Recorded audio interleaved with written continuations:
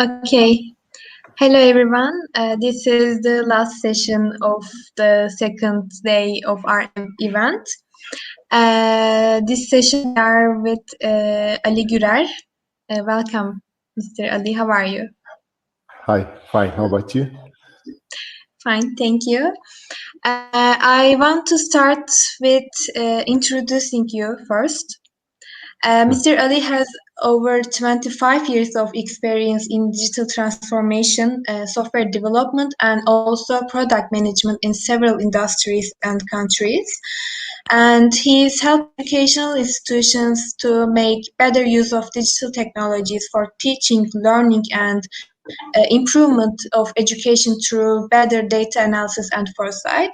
And he also aims to enable the transformation of processes and technology in schools and education systems to contribute to students' academic performance, social, and most important, emotional well-being for a better future. And now he is the digital transformation lead at Cebit, right? And is there anything else you want to add about yourself? I think that's quite a good introduction. Thank you very much about it. Okay. So today we are here to learn how to combine education and technology for a better future. All right. So shall I start now? I'll just share some slides with you, if I may. Just a moment. Yeah. I hope you see the slides, right? Yes, we can see. Okay. I'm just going to say a few words about Cebit that I'm working for now. Cebit is actually working on educational technologies since 1988. So we have started as early as, I think, 30 year right now, as early as 1988, to investigate how we can use technology for a better education. And since then, it's our only job to, trying to bring better technologies for use in education. And since then, we have been created engineering, actually, educational content and developing platforms. We are right now running the EBA system in Turkey, Cloud, which is used by more than half of the private schools, and also individual use systems like Round. We have done in the past lots of projects in Asia, US, EU, and so on. And right now we are at Middle East Technical University Techno Park area with 250 employees. So today I just want to have a different look on education. I think education must look back, today from the future. For a better education, we must do that. What does it mean to look back today from the future? I'll just give an example. I have a 6-year-old nephew called Ipek, and Ipek, she's starting primary school this fall, and she'll be finishing college at around 2040.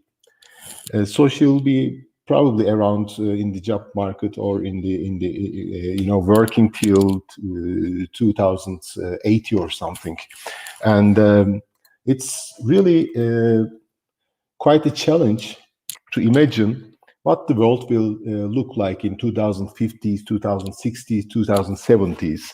What are going to be the demands of life and business in those times, in 30, 40 years from now. These are important questions because education is preparing today's children for that kind of future, for those years.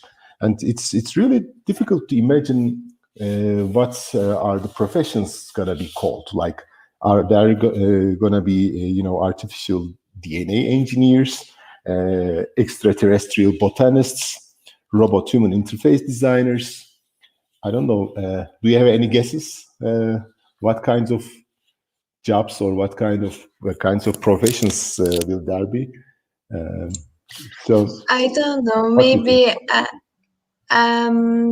Actually, yesterday we had a session with İlker Baydar about careers of the future, and he mentioned that at his times, I mean, when he was younger, everyone wanted to be doctor or engineer because everyone thought that they were safe jobs. I can say that. Yeah, But now in the future, uh, most of the young people now wants to be their own employer. They want to be entrepreneurs, yeah, and of course, because of the pandemic or thanks to the pandemic, which one do you choose? I don't know. Of course, the jobs, the careers we will choose from the 50 years from now will change. yeah. I think so too. I mean, it's really almost impossible to imagine, what's going to be there, what's going to be around. But we can still have some guesses on which skills will be essential and which areas will be more important. But the big question is actually the big question for education is actually, can it cope with that kind of future? Because how are we going to decide which subjects she has to learn, my nephew, and what academic, social, and emotional skills she has to acquire to cope with that kind of future? So actually the second big question is comes from today rather than the future, because today's education paradigm is mostly from 2 centuries ago. Actually, you see this picture, and it's really interesting because from the mid 19th century on, the new industries, the industrial revolution, needed masses of educated people, to keep the clock running and to keep all the industries running. But the demand was mostly for highly disciplined people doing mostly clerical routine work in that time. It was like that actually up until 60s, 70s, even 80s. So the education shaped in a very, very formal and didactic way, and leaving very small space for creativity, flexibility, and out-of-the-box thinking.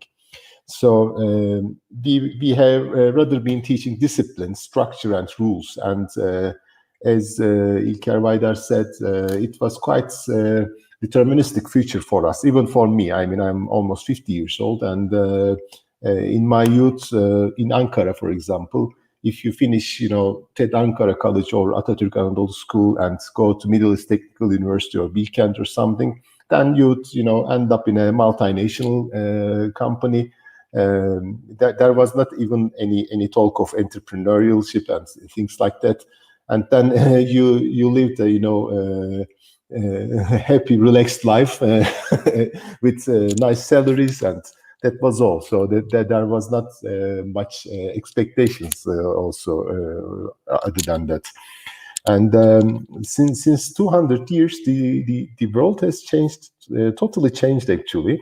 But we are still teaching the kids in the same environment like, like 1980, 1890s, sorry. In this picture, the very right-hand side is around 1890, 120, 130 years ago. The mid one is from 1960s, and the left one is from probably this year, with the masks and so on. So as you can see, nothing has changed actually. The students are still sitting at their desks, and the teacher is, delivering some lesson. But are we sure this is a motivating and nice environment for the children, to learn something? So these are questions that we are dealing with, as a company, and also myself since 3 decades. But there are not really there's not a big change so far. But at the moment, there is another story with the pandemic. Last year, it brought many challenges to the society.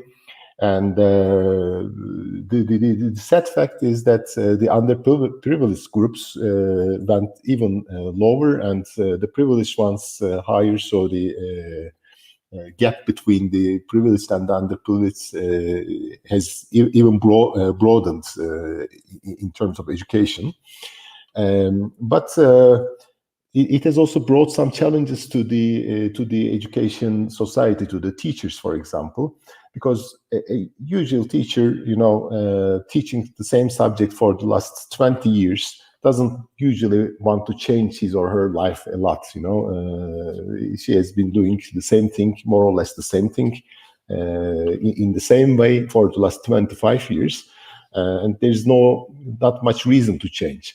In this way, the pandemic made the teachers, school administrations, and even the ministries of education had to think and act extremely different and flexible. And this has brought some changes, in my opinion.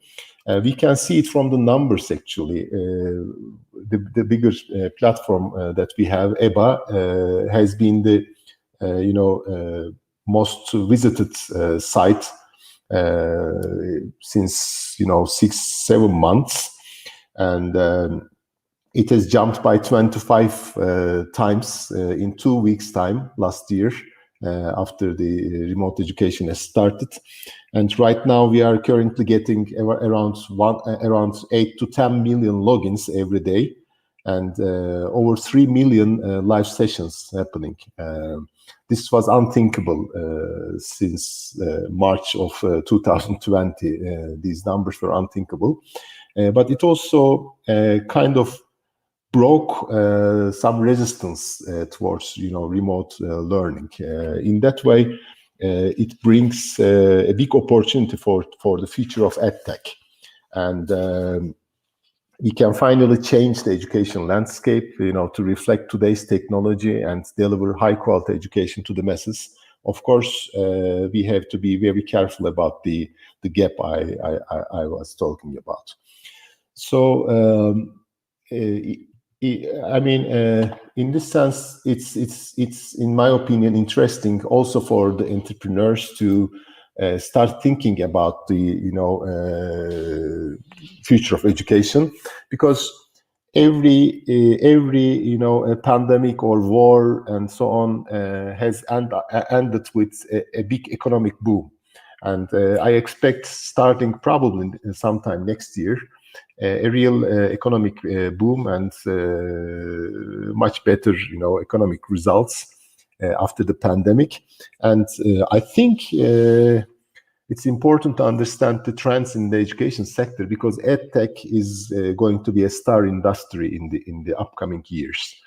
In this sense, I would like to talk a few minutes about what is in the EdTech horizon after the pandemic. I see a few main trends. First of all is hybrid schools. I call it hybrid schools because the pandemic has hit the private schools and the universities quite hard. The parents are now questioning why they have to pay a fortune for their kid to stay at home and look at the screen. So they are really putting a big pressure on the universities and private schools. And although it's not quite fair for the school, because the costs of the school didn't really go down with remote learning. The main costs of the school are the salaries of the teachers, their building rent, and things like that. So if the if the student is at school or not, does not really differ anything for the school in terms of cost. But on the other hand, from the perspective of the parent, it's quite a normal thought. So I believe this will pressure the education institutions to introduce kind of hybrid models where they put the cost a little bit down and maybe get rid of some buildings and so on, and do the education partially on site, partially remote. So this will bring, of course, a lot of opportunities for things like Zoom. If you look at Zoom, for example, probably 2 years ago, very few people heard about it in some, corporate circles. Right now, everyone in the world knows about Zoom or Teams and things like that. From zero, they came to $100 billion, market value in I think in a few years only. And so this hybrid school trend will bring out some opportunities. The second thing is, of course, the hybrid model and remote learning will bring an opportunity to the prestigious education institutions, so that they can enroll more students remotely, and maybe at a lower price tag they can serve more students in a global sense. Another trend that I want to talk about is the rapid change in professional profiles. By this I mean, as we talked earlier, 20 years ago, an employer would also search for an employee who has a certain university degree. Now, certificates from Coursera or Udemy or some universities are usually more relevant than a normal university diploma. Why is this? Because the demanded knowledge and skill sets change so rapidly and continuously.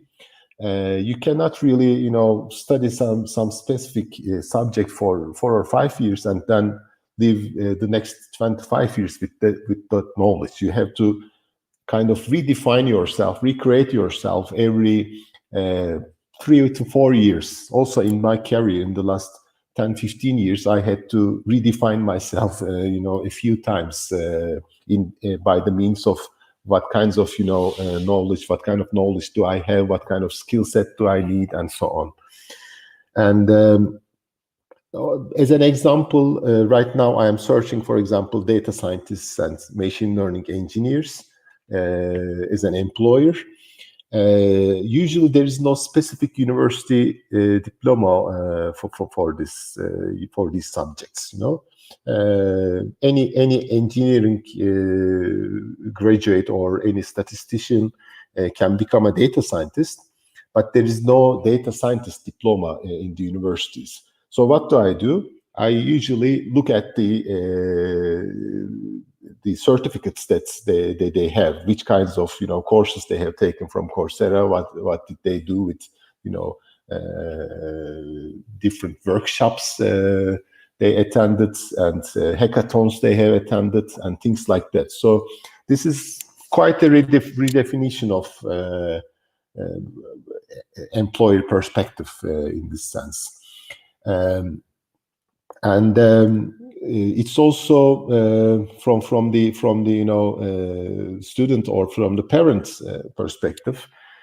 Suddenly, a certificate from an online course that costs usually less than $100 is worth more than a university diploma that costs tens of thousands of dollars.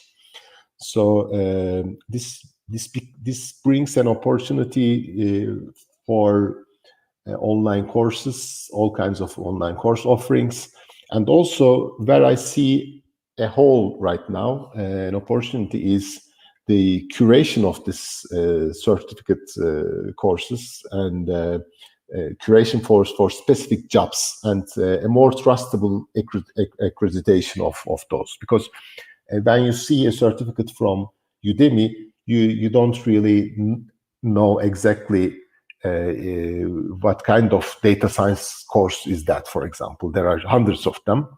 You are not sure if it's a good one or an average one. So there's a question: while diplomacy value is decreasing, people can learn from the internet. How do you see the direction of informal learning in the future? Yeah, I mean, this is what I really mean in the last few minutes. It's going to be more and more important, informal learning. The only thing from the employer perspective is, as I said, a good curation and a good, accreditation of these learning experiences in the future. And it continuously goes on. I mean, that's how to cope with life and with work right now. There's also another trend is the rise of social emotional learning, actually, which you don't really cover much either in high school or university. I mean, of course, in a campus environment, you experience the social emotional learnings, but there are some specific topics that we need to concentrate, because the world has changed so rapidly in the last 2 years. We need to be really much more resilient, think much more flexibly, and have a good peace of mind, and we have to be very empathical and things like that. So these are actually the skills people usually learn within the family. And but you cannot just say, okay, I was not lucky with my family, so I can never be a resilient person. You have to somehow learn these important skills in life. And one other trend is, as I said, you have seen the pictures. The learning environment has really not changed a bit in the last 150 years, and right now it's quite dull and boring and not really motivating and compelling for the children of today. So we will need more and more rich interactive environments that naturally motivate the children. AR, VR is one important factor here.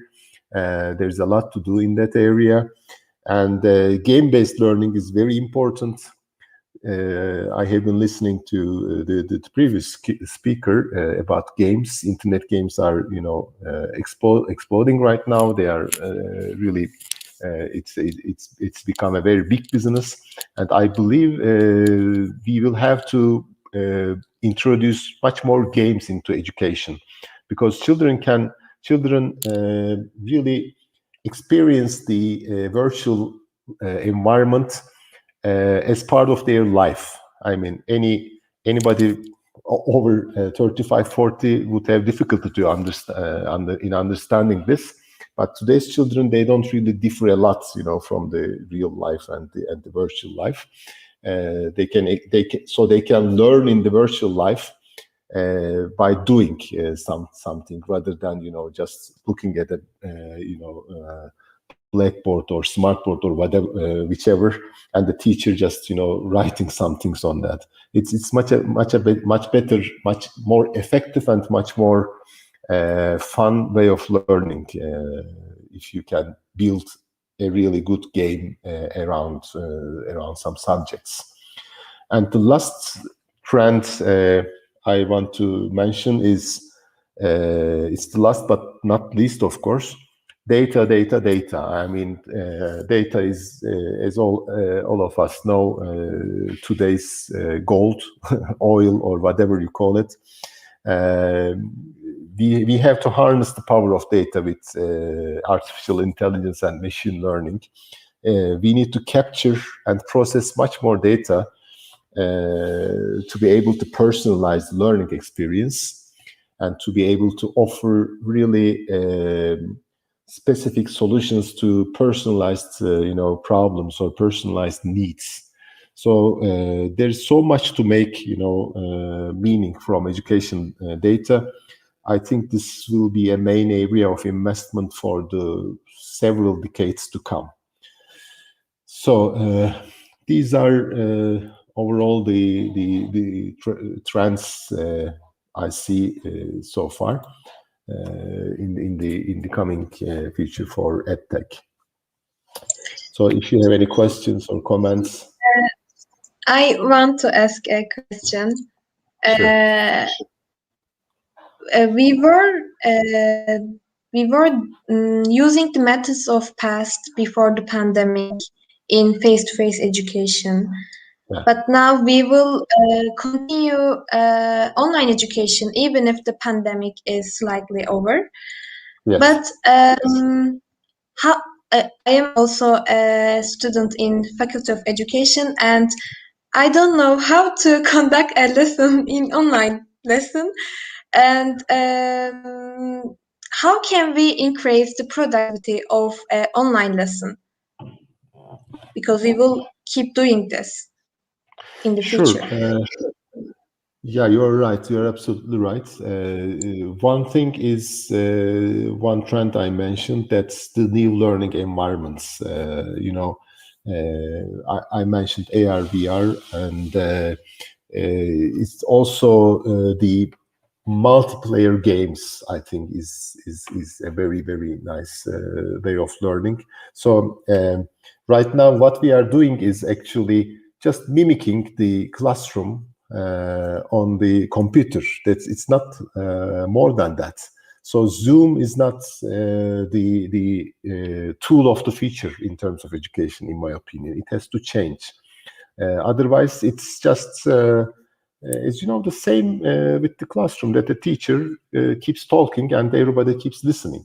But today's student doesn't want to listen all the time. They want to think, they want to be involved, they want to be part of it. So they want to create. We need those kinds of environments, or those kinds of virtual environments, in my opinion, for the future of education. Maybe it is because of the concept of learning in our minds that formed for years, for centuries. And also, we have another question. As the new generation is born in technology. Oh, okay. The new generation is born in technology, so we don't be surprised for the technology to come and save the day. How do you think we should use it as a tool in our education?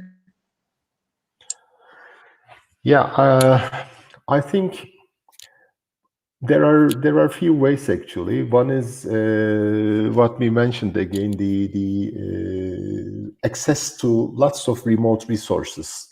I myself, at my 40s, almost 50 years old, I enjoy a lot, joining some MIT courses, for example. Because I can listen to a subject in my interests, or that I like to listen from probably one of the top 3-5 people in the world. So this is the remote access, and these MOOCs, massively open course environments and so on, is is a very good way to make use of technology. And the second, I would say, would be artificial intelligence and data analysis. You can really analyze even your own data to make to have a much more efficient and effective learning experience. And it would be really wise to use those tools, telling you where your gaps are, and what you really are missing. Most of Cebit products, for example, make use of those technologies, and we always offer the student the most important subjects that he or she has to cover at that very moment.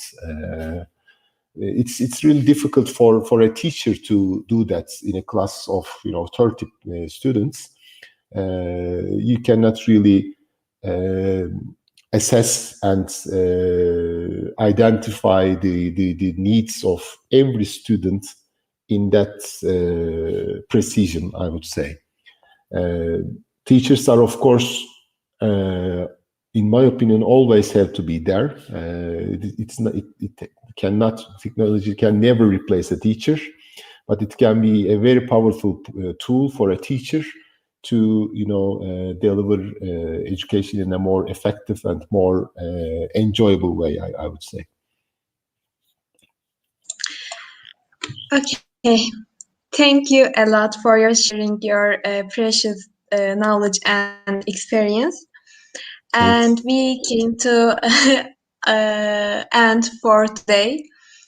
And thanks a lot again. Thank you very much. Take care. It was really a very nice experience for me to be with you here. Okay. Thank you. Thank you too.